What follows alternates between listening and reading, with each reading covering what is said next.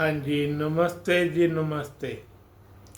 मैं भारत की धरती से हर्ष बत्रा आपका फिर से स्वागत करता और अपनी उस देश की सेना को मैं सलाम पेश करता हूँ जो हमारी रक्षा में दिन रात एक किए हुए है भाई। और आप लोगों से गुजारिश करता हूँ कि आप मेरे व्लॉग को लाइक कीजिए, सब्सक्राइब कीजिए। मैं भारत की धरती से आपका फिर से स्वागत करता हूँ। मेरे चैनल का नाम है भारत की धरती। भाई कई दिन हो गए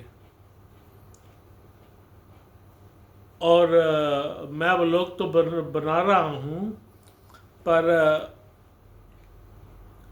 22 तारीख के बाद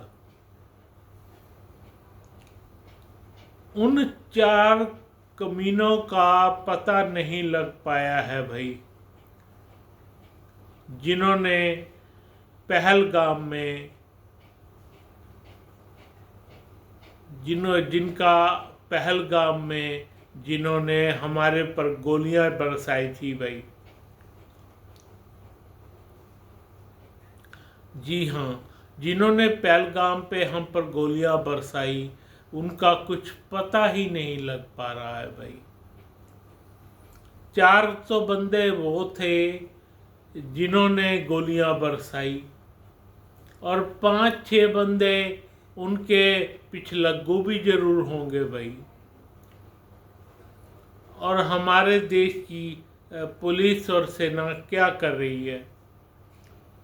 हालांकि सेना क्या कोई भी वजूद गलत कामों के लिए नहीं होता, वो अभी भी जी जान से लगे होंगे, मेरा ऐसा विश्वास है।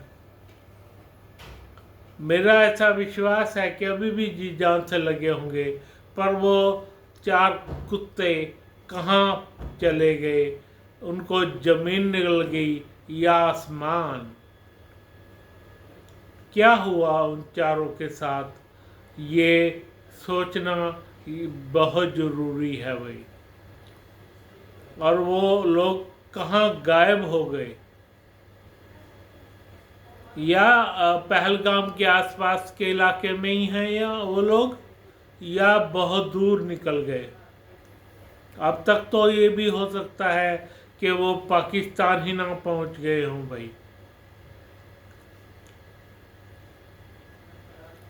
तो अब उनका क्या किया जाए कि वो लोग हमें दोबारा मिलें? एक चीज़ मैं बता देता हूँ उनके बारे में, जब भी वो मिलेंगे, जब भी वो चारों पांचों मिलें, उनका क्रियाक्रम भारतीयों के अनुसार होना चाहिए भाई। जी हाँ, उनका क्रियाक्रम हमारे अनुसार होगा। उन्होंने जिस थैले में हाथ दिया है ना, वो बहुत बुरा हुआ है, वो बहुत बुरा हुआ है। तो मैं आज फिर से ये व्लॉग बना रहा हूँ भाई। वो ये बात अलग है कि हमने पाकिस्तान को उसकी सज़ा दे दी, पर सज़ा भी अधूरी मिली है भाई। पाकिस्तान को सज़ा भी अधूरी मिली है। अभी ऑपरेशन सिंदूर ख़त्म नहीं हुआ है हमारा। ऑपरेशन सिंदूर ख़त्म होने के बाद ही हमारे को शांति आएगी। ऐसा तो हो नहीं सकता कि ऐसे लोग बच जाएं भाई। तो ये मतलब किसी भी उसमें बचने ना पाएं, किसी भी सूरत में बचने ना पाएं। मैं इसीलिए ये वो लोग दोबारा से शुरू कर रहा हूँ भाई, और अपनी सेना को बता रहा हूँ कि उन लोगों को फिर से दोबारा से ख़त्म किया जाना बहुत ज़रूरी है भाई। तो आज तुम लोग सोचोगे कि यार तुम्हें आज बैठा बैठा कैसी बातें याद आई। मेरे को तो याद उसी दिन से है, मैं नहीं भूला। मेरे को तो याद उसी दिन से है जिस दिन से उन्होंने वो कांड किया था भाई। एक चीज। दूसरी चीज दूसरी चीज ये है कि जिन भी पत्नियों ने और अपना हस्बैंड खोया था, वो सारी की सारी उनको दोबारा से बुलाया जाए और दोबारा से गोली मारी जाए भाई। गोली मारने का तभी हमारे को शांति मिलेगी जब उनके हाथों से गोली मरवाएंगे भाई। उनको गोली तो मारनी है हाथों पे, फिर पाँव पे, और उनको मरने के लिए छोड़ देना है। रोटी भी नहीं देनी, पानी भी नहीं देना, उनको मरने के लिए छोड़ देना है भाई। हमेशा के लिए मरने के लिए छोड़ देना है, और वो वहीं पड़े रहे जिस भी दिशा में वो आए हैं। उन बहनों को पता तो लगे कि हमारा बदला ऐसे लिया। जी हाँ, हमारा बदला ऐसे लिया गया है कि वो कोई भी धरती पे उनको छोड़ने के लिए राजी नहीं है, और हिंदुस्तान में तो विशेषकर छोड़ने के लिए राजी नहीं है। उनके टांगों और पाँव पे गोलियां मार के उनको छोड़ देना चाहिए, और पाँचवें छठे रोज एक गोली उनके जिगर में मारनी चाहिए भाई। तब मेरे को शांति मिलेगी, तब मेरे को शांति मिलेगी। हे भारत की सेना के नौजवानों, मेरे को शांति जब मिलेगी जब वो बंदे पकड़ लिए जाएंगे भाई। और ये नहीं आज उन्हें पेश कर दिया कोर्टों में, कोर्ट में पेश कर दिया, ऐसे नहीं भाई। जज सामने खड़ा हो, 2 दिन के अंदर अंदर फांसी की सजा, और दूसरी उनको यहाँ पे गोलियां मरवा के ख़त्म करना है भाई। इस तरह से नहीं, गोलियां मरवा के तब मेरे को शांति मिलेगी। हाँ जी, तब बिल्कुल शांति मिलेगी मुझको। इस बारे में भारत की सेना ध्यान दे कि हमारे देश के नवयुवकों को इस कदर शांति हमने पहुंचानी है, इस कदर शांति पहुंचानी है कि जैसे मैं कह रहा हूँ वैसे ही उनको मौत के घाट उतारा जाए भाई। वैसे ही उनको मौत के घाट उतारा जाए। 4-5 लोग थे ना, 4-5 लोग जो सामने आए थे, उनको तो तुरंत मरवा देना है भाई। और उनके 5 बंदे जो हैंडलर थे कैसे यहाँ पहुँचे, उनको भी खोजना है भाई। तब जाके मज़ा आएगा, तब जाके शांति मिलेगी मुझको कि उनके हैंडलर भी जिंदा ना रह पाए, ना उनके हैंडलर जिंदा रह पाए ना वो, तब जाके शांति मिलेगी। तो मैं अपने देश की नौजवान सेना को फिर से सलाम पेश करता हूँ, और ये इंतज़ार करता हूँ कि दोबारा उन लोगों को पकड़ा जाए, कैसे न कैसे करके उनको पकड़ ही लिया जाए भाई। उनको पकड़ लिया जाए और ऐसी भयानक सज़ा दी जाए, इनकी ऐसी ही भयानक सज़ा दी जाए भाई। तब जाके मेरा ये सलाम आपको जो पेश करता हूँ रोज़, तब जाके ये सलाम किसी काम आएगा। एक तो बात ये हो गई अब, और एक और बात करनी है। जैसे भाई ये जो विमान हमारा कल परसों दुर्घटनाग्रस्त हुआ है भाई, ये विमान हमारा जो कल परसों दुर्घटनाग्रस्त हुआ है, इसके बारे में थोड़ी बात मुझे ज़रूर करनी है सारे देशवासियों से, या इस कदर जो सड़कें वगैरह संभालते हैं, उनका काम करते हैं, उनके सरकारी जवानों से, और सेना के नवयुवकों से, आईएएस अधिकारियों से भी बात करनी है भाई।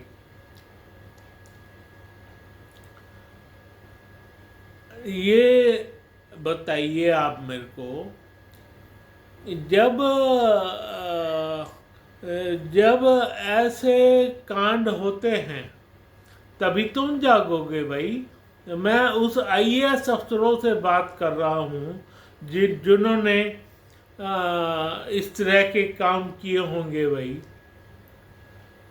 उन्होंने कैसे इजाज़त दे दी, कैसे इजाज़त मिली उनको कि वो 5 किलोमीटर कम से कम, और जगह तो छोड़नी चाहिए थी ना उनको, उन्होंने कैसे इजाज़त दे दी घर बनाने की भाई?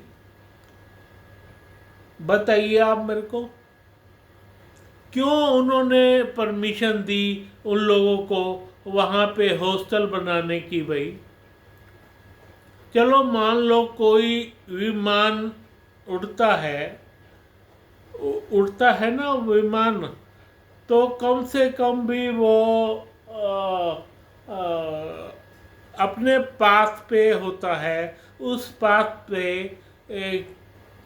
5-6 किलोमीटर तक घर क्यों बनाए जाते हैं भाई? कैसे उनको अंदर लाया जाता है भाई? अंदर मतलब कैसे उन वायुयानों के पाथ को अंदर, जैसे दिल्ली है, दिल्ली का पालम कभी बाहर था, तो कैसे उन विमानों को अंदर लाया जाता है भाई? कैसे उन विमानों की गति को 5-5 किलोमीटर और पाथ क्यों नहीं बनाए जाते भाई? क्यों सभी हमारे क्या कहते हैं, ये जो वायुयान के अड्डे हैं, सभी सारे प्रदेश, सारे इंडिया में ही अंदर आ गए भाई, सारे इंडिया में अंदर आ गए। क्या आप इतने बेगैरत इंसान हो कि कैसे भी आप इन वायुयानों को अंदर के उसमें ले आएंगे भाई, अंदर के पाथ में ले आएंगे? कैसे आप उन लोगों को अंदर के पाथ में आने का न्योता देते हैं भाई? कैसे हो सकता है ये? हाँ, एक तो हमारे देश की ज़्यादा से जनसंख्या, ये मैं मानता हूँ कि जनसंख्या बढ़ती है। चलो मान लो हर दिल्ली है, दिल्ली के वो 5-5 किलोमीटर इधर उधर खाली क्यों नहीं रखा गया भाई? क्यों क्यों इस बात को भरा गया? क्यों इस बात को भरा गया भाई उस मकानों से? वहाँ पे तो कम से कम जैसे भाई हर पास पे कम से कम सड़क होनी चाहिए थी, सड़क होनी चाहिए 5 किलोमीटर उस पाथ पे, ताकि कोई वायुयान गिरने लगे तो पूरी तरह से टकराए ना भाई। जी हाँ, बिल्कुल ना टकराए। तो जब ये जब वायुयान कोई उड़ता है, कोई टकराता है उस उन क्या कहते हैं बिल्डिंगों से, उन बिल्डिंगों को आपने, जो हमारा पाथ होता है वायुयान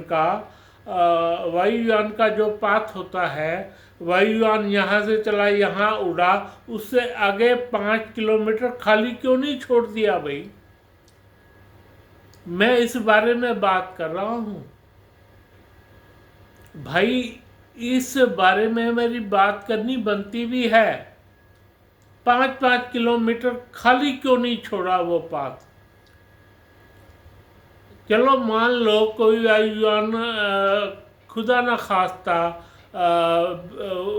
गिरने लगता है, दोबारा से गिरने लगता है, तो कम से कम वो धरती पर ही चल के जाए, धरती पर ही चले, धरती पर ही उसके दोबारा उसके पहिए टच डाउन करे भाई। जैसे ये वायुयान उड़ा 2 किलोमीटर तक के में अंदर आके फिर टकरा गया, आपने उस पाथ से खाली क्यों नहीं मिला वो पाथ? मेरा कहना ये है, ये बहुत गलत बात हुआ है, ये बहुत गलत बात है कि हमने 5-5 किलोमीटर वो पाथ खाली नहीं छोड़ा भाई। आप देख लो क्या हो रहा है दिल्ली में, अहमदाबाद में, वडोदरा में, वाराणसी में, सीधा उसके ऊपर बिल्डिंगें खड़ी कर दी जा रही है भाई। ऐसे थोड़ा ख़त्म किया जाता है रहने का इलाका और उनका पाथ तो बिल्कुल ख़त्म नहीं करना चाहिए भाई। तो मेरा ये मानना है, मैं ये पूछना चाहता हूँ वहाँ के वायुयान के अधिकारियों से, उच्च बड़े अधिकारियों से, कि क्यों वायुयान के पाथ को खाली नहीं छोड़ा गया भाई। मैं एयर इंडिया के उन अधिकारियों से ये बात करना चाहता हूँ भाई, 5-5 किलोमीटर का एरिया खाली क्यों नहीं छोड़ा गया? अगर खाली छोड़ दो इतनी बड़ी दुर्घटना नहीं होती भाई। कुछ ही लोग जाते ना, मान लो दोबारा से टच डाउन करे वायुयान 2 किलोमीटर बाद, तो खाली स्थान उसको मिल जाए, इतने लोग तो नहीं मरेंगे, कुछ ही लोग मरेंगे भाई।